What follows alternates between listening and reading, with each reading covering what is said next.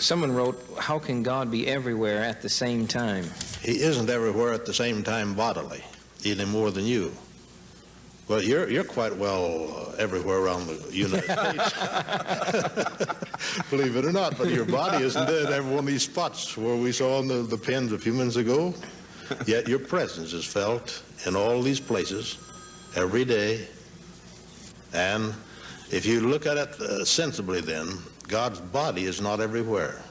I coined the term omnibody, and Bible scholars wrote and said, what do you mean by omnibody?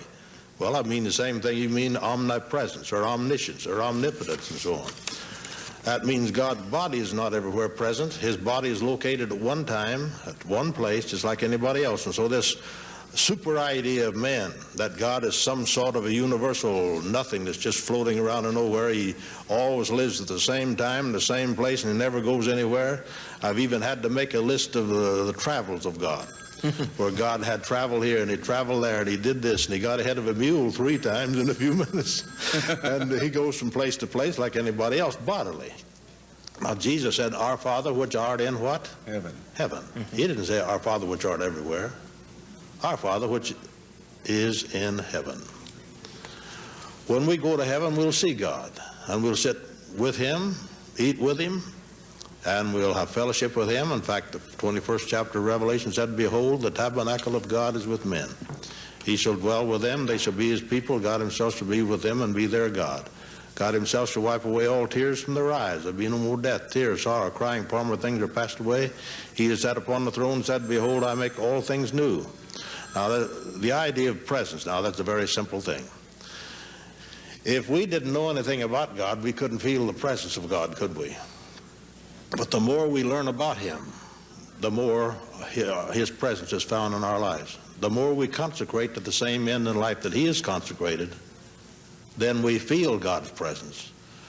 Now, when you got married, for example, if you ever loved anybody at all, you had that girl and you had that woman in your heart and in your mind. If you were 1,000 miles away from each other bodily, you still felt each other. You were consecrated to each other, you loved each other, you planned for each other, you lived for each other and all that.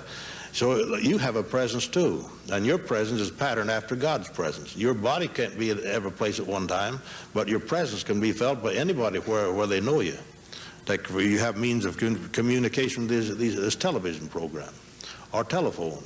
Any means of communication, we can communicate with people thousands and even millions of miles away from us.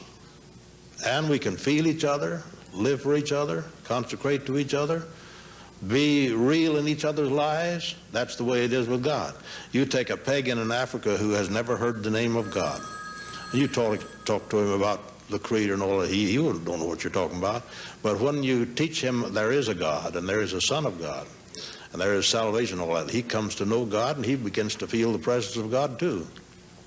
So omnipresence is all right, but not omnibody. His body is at one time just like your body. You're either here at this time or in the next 5 minutes you can go be in another place. A year from now you can be 1,000,000 miles away, if there's any such possibility you're going that far.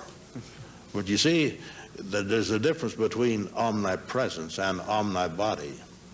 You get the point? Yes. Your presence can be felt, and presence is governed by consecration to the same end in life for each other, 2 persons were becoming one.